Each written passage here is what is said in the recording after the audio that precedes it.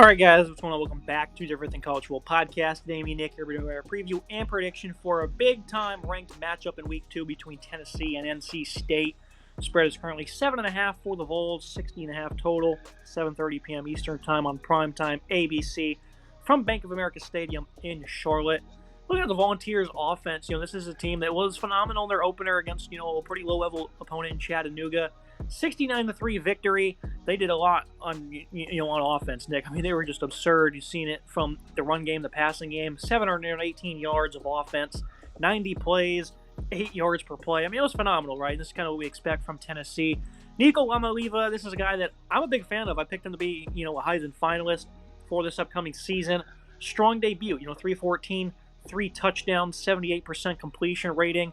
A guy who also is very effective with his legs, but has phenomenal arm talent. This is a player now that, goes from playing Iowa in the bowl game, which is a phenomenal test, but still, postseason contest, to now facing a Tony Gibson defense that's certainly going to throw a lot of different looks at him, Nick. So I think Nico here, as good of a player as he is, if there's an opportunity for him to struggle, it will be here in Week 2 against a stiff NC State defense. How do you see it playing out in Charlotte for Nico? This is a pretty solid test here for a young Nico who looked really solid in his first start as a full-time starter. Obviously played in that bowl game last year and looked really good. Yes, they're playing, a nothing opponent, but I still think it's impressive how accurate he was. 78.6% comp rate is really solid. 314 yards and 3 touchdowns. He looked comfortable in the pocket. He was really unleashing that deep ball. Was really solid. Nice, accurate throws, quick zips as well. Had a good handle on it. Good reads. Didn't make really any mistakes at all. The 8 incompletions weren't or the 6 incompletions really not that bad of a number at all. Solid day here. Like you said, he's going to face a tougher defense from NC State, where they're going to throw some different looks at you. They're going to try and change things up, bring a little pressure here and there, confuse you a little bit. I think he's going to have a solid day. I think he has a solid passing group that we're going to get to in a second, where these guys looked good. Also, the running back room was not bad at all in this game against Chattanooga this past weekend. If I'm a Vols fan, I'm really happy with how this offense looked in Week 1. They look to be clicking. Heupel's obviously, known for drawing up some really solid offenses, and this offense looks phenomenal already. You talk about a phenomenal group of pass catchers. Dante Thornton got involved big time. 2 touchdowns, 105 yards, and only 3 receptions. Brew McCoy led the way with 6 grabs, had 89 yards. Chris Brazel, the Tulane transfer that was highly sought after, had 5 for 59. Squirrel White still in this receiving room, even though he had a pretty quiet debut. They had 14 different guys catch passes, but the names I just ripped off, those are going to be the main ones, and these guys are very good starters. Phenomenal group here, going up against a very testy secondary that, again, is aggressive. They force turnovers, big plays. It's going to be fun to watch and see how this plays out. This is a great group of weapons here.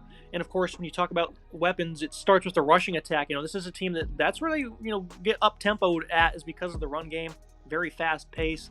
Relatively good defense when it comes to stopping the run. Dylan Sampson, a guy we're both big fans of coming into the year. 124 and 3 touchdowns. Deshaun Bishop, Cameron Seldon also had pretty stellar debuts there. This is going to be the Sampson show, Nick. This is a guy who's a pretty dual-threat player. He's going to get a good amount of touches, I would say. And again, it starts with a fast-paced rushing attack, and then it opens up things for the pass. What do you think this ground game will be able to attack here, going up against a D-line that's got plenty of veterans, but they've, at times been a little lackluster against the run, but for the most part, it's going to be a stiff and tough unit to try and run on. Really successful on the ground for Tennessee early on. Again, playing a weak opponent, but Heupel wanted to balance out the playbook, run the ball, throw the ball a fair amount. Sampson looked really solid, 124, 10.3, and 3 scores for him on the ground. He also had 3 grabs. Want to highlight that. Maybe he'll be involved in the passing game more often as the season goes on, while Keith also had a decent day, 43 yards rushing on 10 attempts, and a score for him. Deshaun Bishop got a score late in the game as well, as he got a few touches. This wide receiver room, this running back room is a really nice combo here. I think Sampson's a really solid back that really does complement Nico's game and allows some flexibility in the play calling. Brew McCoy looked really good. Dante Thornton obviously had his 2 scores that were impressive. Brazel, he looked good, jumping up to a new level, coming over from Tulane, a guy that was extremely sought after, that has a lot of success. Squirrel White, I want to see more targets to him. I didn't really see him get the ball a whole lot. He had the 2 catches. I want to see more out of him. Definitely a guy I want to keep an eye on as they face a tougher opponent here. I think they'll have no problems running the ball in this game. I think if you can balance the playbook, run at a similar click to what you did this past week, you could be a good spot for Tennessee. I like the balance in the playbook. I think Heupel needs to keep that going. Don't rely too much on the pass. You have Sampson there to bail you out, a really solid back that can definitely help balance your book. And of course, you have an offensive line that I thought coming into the year was a pretty underrated group. They added a big transfer in Lance Hurd, of course, Javante Spraggins, John Campbell on the right side, two veterans there. Cooper Mays, a veteran center who is a senior, who's also pretty highly touted player coming out of high school, who's had a pretty good career up until this point. Should really take that next step this season. And of course, you have another senior at left guard, and Andraj Karic. This is an offensive line. They have plenty of, outside of Hurd, a lot of experience. I think this will not be that big of a test for them. And I think this is the best offensive line Heupel's had in his short tenure this far, Nick, again, going up against the defense that, with a 3-3-5, can be very tough in the trenches, but I think that they're well-equipped to do so. And I think Hurd, coming off a very stellar debut. Great offensive line here. This can be an opportunity for them to really make a statement because, again, they love to run the football, and it opens up a lot in the passing game.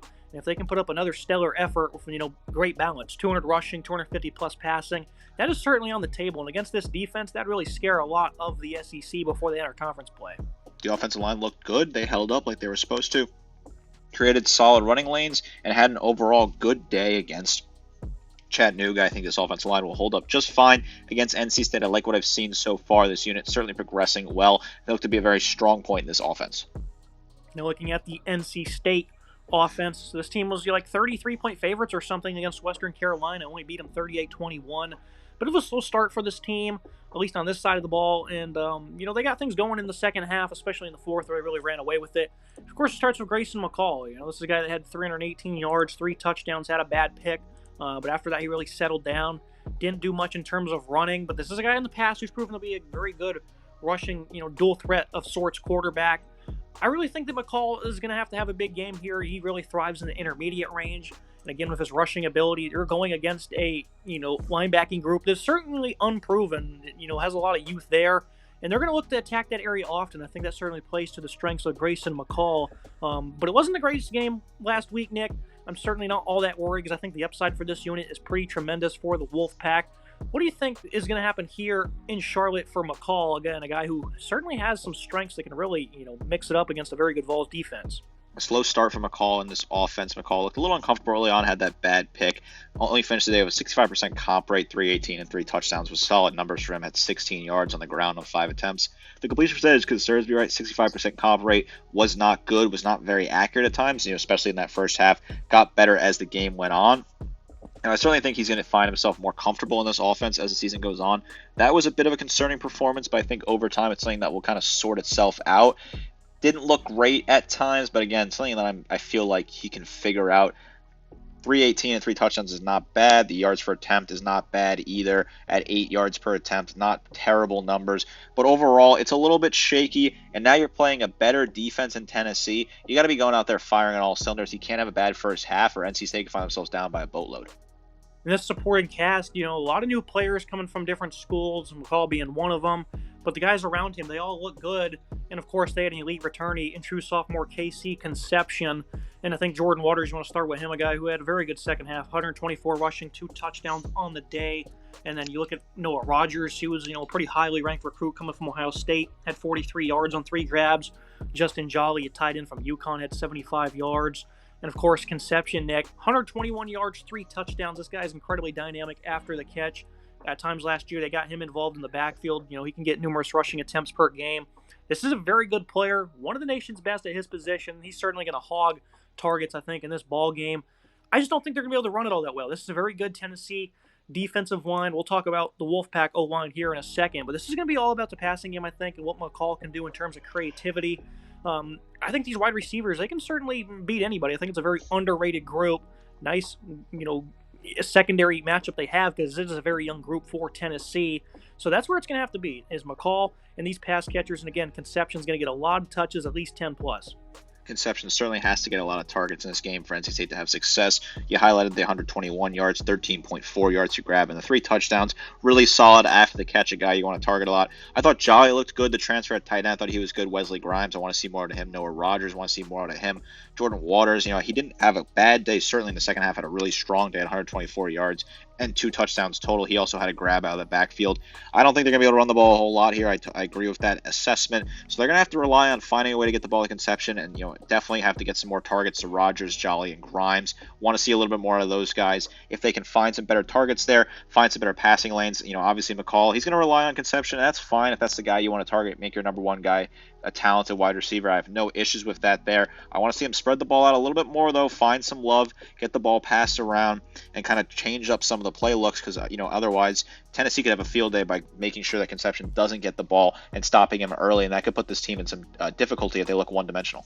Yeah, I mean, the NC State rushing attack last year, they were good in the bowl game. That was a ranked opponent. 3 other ranked opponents they saw in the regular season, though, they were held to under 90 yards in each of them. They were just no good running the ball against these tougher oppositions, and Tennessee's going to fit right into that category.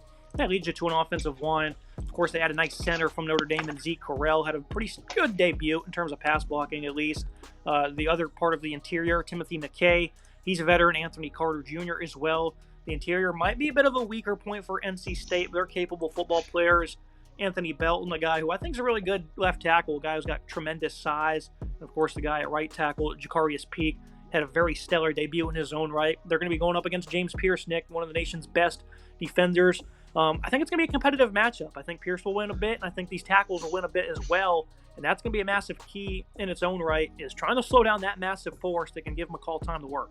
Certainly going to be a key thing to watch. I think Anthony Belton has a good matchup of him on the left side. I think you can get a good matchup there against Pierce, who obviously is an incredibly talented player, a top potential player in the draft, a guy a lot of people want to see what he can look like early on in this season. He's going to have an opportunity here against a good offensive line to show some of his extreme talent that he has on the defensive side of the ball. Can he find a way to get in the backfield, or can this offensive line hold him up, prevent him from getting after McCall? If you give McCall time to kind of sit back there and read his routes and throw the football accurately, I think this offense could have success. I'm not super worried about the interior. I worry a little bit at right tackle particularly. I think left tackle Belton looked good. I think he's a solid spot. I worry about right tackle with Jacarius Peak. I want to see how he stands up against this Vols pass rush.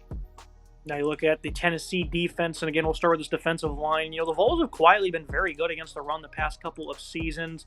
I think that'll continue this year. Tyree West had a phenomenal debut game. Omar Thomas, Bryson Easton, Omar Norman Lott, some veterans on this D-line that are very good. Elijah Simmons, another one. Of course, you allude to Pierce and what he can do as a pass rusher. Dominic Bailey on the other side, a guy who they think can certainly step up. I mean, this is an incredibly deep defensive line. I don't expect them to crack here against the run. I just don't see how it's going to be possible, even though it is a quality O-line for NC State. Waters is a big addition. McCall, he can certainly provide some explosive plays. This is a D-line that I think is a very stout one. Last year they only gave up 2 games of 100, or 3 games that is, of 150 plus rushing.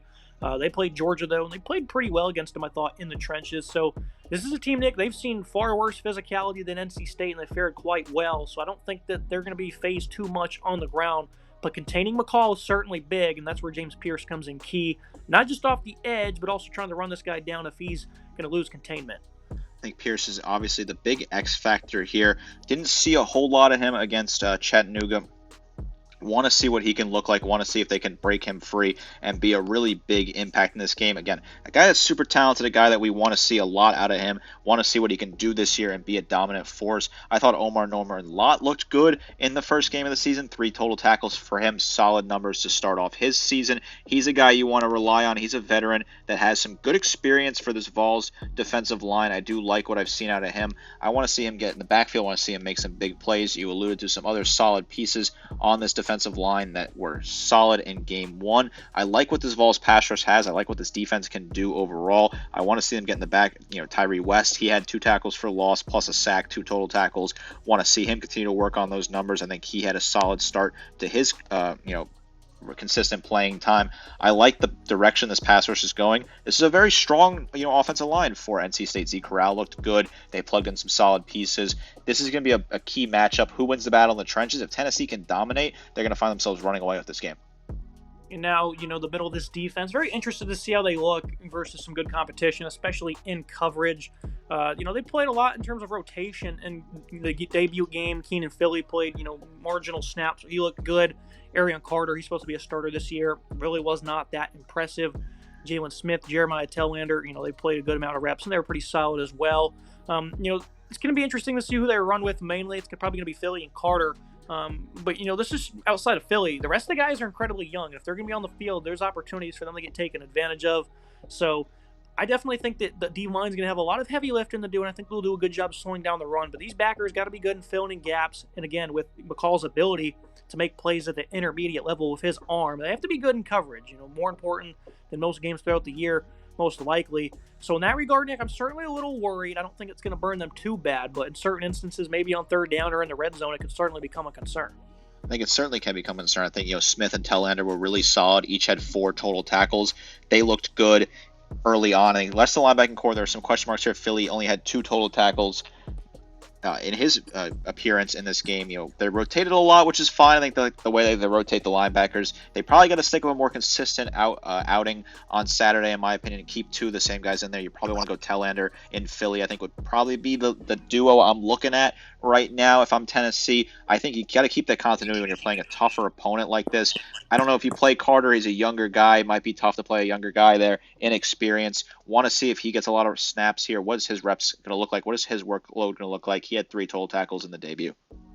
And now, speaking of another unit that certainly isn't as great, at least in terms of experience, this is the secondary. You've seen some guys like Jalen McMurray, Jermod McCoy, a transfer, Jordan Matthews, guys that are relatively young, and a couple of transfers I even named there being, the starters in the secondary. You've seen Boo Carter, a true freshman at safety. He played a good amount of snaps as well. I mean, this is a team in the past that has given up, high-end completion percentages, have allowed a lot of big plays. At least I think it was 2 years ago where they were just horrible at giving up big plays. Certainly got that number down significantly last year, and they were much better against the pass. But they certainly still had their own issues. And again, they're facing a quarterback who's very experienced, a wide receiver group that has some legit ball players in it, at least when it comes to Rodgers and Conception, and then a tight end who's proven production. So I'm definitely worried about this secondary where you might see them allow, a high-end completion rating. Being good in open field tackling, that's certainly something you want to see. But it seems like this unit might be quite vulnerable, Nick, because you really don't know who you can point to as a reliable figure because there is so much inexperience. And again, a true freshman starting his only second game ever might be a guy they could pick on.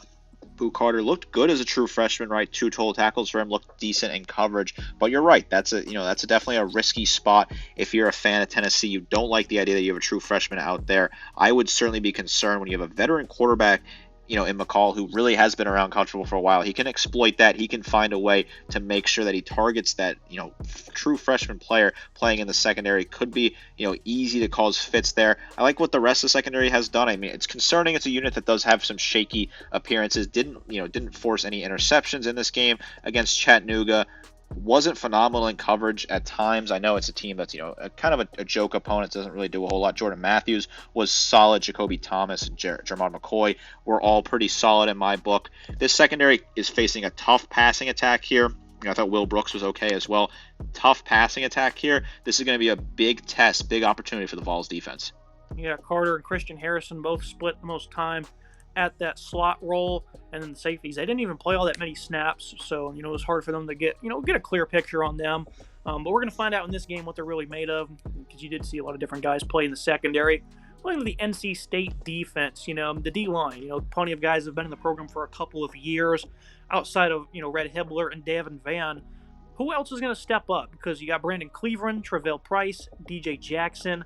Some of these other guys that are, less notable, that certainly have to prove their worth. And again, this is a great matchup to do it. A fast-paced rushing attack, a team that can really hurt you with tempo, an offensive line that, again, we think is going to be pretty good all year long.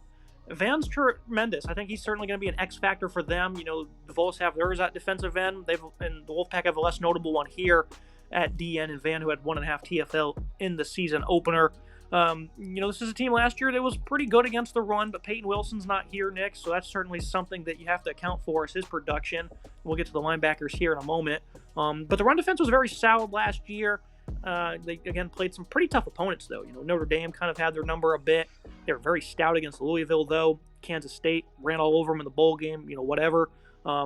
But I think the NC State, they can play well against the run here, and that's certainly going to pay dividends for them against this young quarterback. If you can slow down the run, you're going to have opportunities to feast. I think you can slow down the run potentially with this unit. It's a weaker unit this year, and we didn't see a whole lot of production on the defensive line in game number one. I think this is something that's a unit that's going to have to come around as time goes on. Devin Van, 3 total tackles, 1.5 tackles for loss, half a sack for him in game one. I like what I saw at him coming off the left there. I think he was really exciting. Nice pressure from him. Price as well up front. He had 3 total tackles and a tackle for loss. Want to see him get in the backfield. If he can get a sack in this game, that could be used. Brandon Cleveland as well. He looked pretty decent at times early on in this game. He had 2 total tackles plus a half tackle for loss, half sack there. So decent numbers. They didn't rotate a whole lot. They were trying to rely on these guys, let them get a lot of snaps. Can they be strong against this Vols offensive line that you think is one of the better units that they've had in a very long time? That's a very key matchup to keep an eye on. They look at the middle of the defense, of course. Again, Wilson gone, taking a lot of leadership and production with him. Big news here, though, is Caden Fordham. He was expected to really be the guy that fills in that role at middle linebacker, be the enforcer. He was ejected for targeting very early on in that game. Those are valuable reps he missed as the shot caller for them, meaning Sean Brown, Jalen Parker. These guys ended up playing a lot more snaps. Devon Betty, a very reliable veteran, he was out there as well. But the supposed leader on their defense, Nick, didn't play last game. And this was a game that a lot of starters, they played a lot of snaps because it was close for a majority of this contest. So I certainly have some red flags about that because, again, that's your signal caller, and he was not there. Now they're going to be facing this complex offense. Certainly leads to some red flags. Brown had a very good game, though, so he really stepped up in his absence. This is a different ball game, though, against the Volunteers, Nick. How concerned are you with him missing those reps? Because, that was a pretty massive loss. Even if you're playing an FCS opponent, reps like that are very important. You can't put a price tag on those valuable reps. There's no preseason in college football. I know some of these teams play weaker teams week one, but there's no preseason. You don't have those actual game action reps that you have in the NFL. For Fordham to only have 1 tackle before getting ejected for targeting, that's concerning if you're an NC State fan. This is a guy that you want to rely on a middle linebacker, and he did not play due to the targeting ejection. That's certainly concerning when you look at that. I definitely think that's something you want to keep an eye on. He's got to be a little more careful there. Can't be getting costly penalties like that. If you have an issue like that with targeting in this game and you're down another linebacker, that could be a huge problem for this NC State team going against a team that's going to punish you in Tennessee. I thought Sean Brown looked good at linebacker, 4 total tackles for him. Devon Beatty, he needs to look a lot better. He only had 1 assisted tackle, didn't see enough out of him. This linebacking core is certainly worrying me right now. No one has stepped up to fill Wilson's absent, and if you're going to struggle in the middle of the field there, I think Nico will just pick them apart and throw a lot of nice routes across the middle. That could be a big danger spot for NC State. Now you look at the secondary for NC State, again, a team that typically pulls down a lot of turnovers. They play very well in this scheme. They gave up 11 plays of 10-plus passing yards, though, against an FCS opponent. So certainly it was a less than stellar, opener. Aiden White, though, on one corner, he's a tremendous player. He did struggle a good bit himself. He really wasn't the best in terms of, run defense, missed a tackle. Corey Cooley, Brandon Sissy, the other corners, they played quite well. This is a different animal, though. We listed the receivers off earlier. Those are some phenomenal ball players they're going to be going up against. NC State, though, they do have the benefit of, some veterans back there. DK Kaufman, Bishop Fitzgerald, veteran safeties, even if Kaufman is new to the program. He's a guy you can lean on, of course. I love what Tony Gibson brings to the table. Tamarcus Cooley ended up being the leading player that is in the slot. But I think Tony Gibson is very aggressive what he does with his scheme, Nick. Again, going against this veteran a veteran defense against a young quarterback is certainly going to be beneficial for this defense. I think they can force some mistakes. Week 1 wasn't a great showing. 17 interceptions last year, less than a 56% completion rating allowed. This is a secondary that is very good. They play some very sound football, and I think they're going to have maybe a leg up in this contest. But if they can slow down the run, it's really going to open up the door for them to create some turnovers and slow down this offense. I thought Aiden White looked really good. 7 total tackles, 2 pass breakups. He looked really solid in coverage. Cisse and Fitzgerald looked okay as well. 3 tackles each for them. Fitzgerald had a pass breakup. Solid numbers for them early on. I think the secondary unit is a good unit. I like what this unit has. I think it's a solid secondary unit. Obviously facing a much tougher opposition here. This is a big opportunity for them. Can they lock down Nico's favorite targets? Can they cut off the guys he wants to throw to and force them to make tougher throws? That's going to be a big thing to keep an eye on. Again, a 3-3-5 defense that I think certainly has a bit of an opportunity to play well in this game and be impressive. Moving to the tail of the tape, the team comparisons. I think you're going to see a lot of Vols here for offense, even though I like what NC State has at their offensive positions. The Vols will get the edge at all of those. I'm going to call the offensive lines even. because I think Tennessee has a good one, but I think NC State, I'm going to give them some respect as well because I like what they have at center and those tackles, of course. And then the veteran guards certainly help. D-line, Tennessee, I think they're one of the deeper ones in the country. Again, they're very stout against the run. Linebacker, another area where I think it's kind of a dead heat. Both teams have a veteran leader mixed in with a lot of youth as well, so a very carbon copy of each other, and then a clear edge, I think, for the Wolfpack in the secondary. Any concessions here, Nick? You think it's pretty straightforward? No, this makes a whole lot of sense to me. I think you could potentially give the offensive line to NC State. I feel like that's the one I would switch with you, but otherwise, I like the way this looks. I think this is a very balanced tail of the tape that makes a lot of sense. NC State is going to struggle on the offensive side of the ball. I think Tennessee has the complete upside on offense, but the defense is pretty even across the board except for the defensive line, where I do really think Tennessee has an absolute massive advantage on the defensive line. Now, looking at the final thoughts and the prediction, keys to the game for Tennessee, you got to defend the middle of the field well against the pass and get your own run game going. And for NC State, again, keep harping on it. Gibson will need to scheme up ways that confuse Nico, also feeding KC Conception the rock. And I think you're going to see that a good bit. But I think Tennessee has an edge in the trenches. Like you talk about the defensive line, I think they're going to be able to force them to be one-dimensional. Certainly is going to make Grayson McCall pretty uncomfortable. I think you might be able to force him into a mistake or two. And even though Nico's going to have to really prove his worth in this game, it's not going to be easy. I think that the offense will be just fine. I think they're going to run the ball to a respectable tune. He's going to make great plays with his accuracy and overall arm talent. I think Tennessee will struggle in the first half, but they'll get it going in the second, 35-24 for me. Can NC State win this game? Truthfully, I don't really think so. If they can slow down the run to like an elite level, less than 50 yards or something like that, then absolutely. I just don't think they're going to be able to. I think they'll keep them in check, but I think Tennessee will certainly start to expose them with tempo, and I think they'll take advantage of, again, that linebacking group that might be a little bit in flux. Tennessee, for me, Nick, I think this is a really good football team. I'd say they're very complete. I love this quarterback here, and I think he's going to put on a show on Saturday night. I feel good about the Vols in this one. I think this is a team that's very talented. I have them winning 38-21. I think they'll pull away very late in the game. Like you alluded to there, I think it'll be a closer first half, but I think they'll pull away in the second half. I like what they have at quarterback, I like what they have an offense across the board. I think they'll just be able to outscore NC State. McCall might make a mistake or two, probably throw a pick, maybe a fumble or something, just make him a little bit uneasy off his game. This is a very talented Tennessee team that we saw light up the scoreboard against a bad team. Now they're playing a tough opponent in a neutral site game that will have a lot of NC State fans closer to Raleigh than it is to Knoxville, although not too far from Knoxville either, so both fan bases should travel well to Bank of America Stadium. A nice game at a neutral site on prime time. An exciting matchup here. I think NC State will be competitive early on, but I just can't see them being competitive the entire game. I think they'll trail off and fall apart towards the second half and give Tennessee a huge, big win, beating a top 25 team early on in the season and start getting that conversation going about, is Tennessee a real contender in the SEC? I just think that the secondary for Tennessee is a bit of a concern to worry about. I just don't think they're going to have to send many blitzes to get home. I think the pass rush is very good on the outside and on the interior. I think NC State will just be in more third and long situations. That's going to lead to more punts and more opportunities for the Vols. So I think this will be a very good game. I'd say it's going to be competitive. Very interested to see how Tennessee looks, though, Nick, because, again, like you said, can they be competitive in the SEC? I certainly think so. So this will be a good opportunity to see them play. Two pretty good quarterbacks, though, going at it. Should be a good contest here. Again, Nick, thank you for joining me. Yeah, looking forward to this, primetime matchup Saturday night. A really good game, potentially game of the week, depending on how you ask. A really solid matchup between two solid teams from the SEC and ACC. Make sure you guys like, comment, subscribe. See you next time.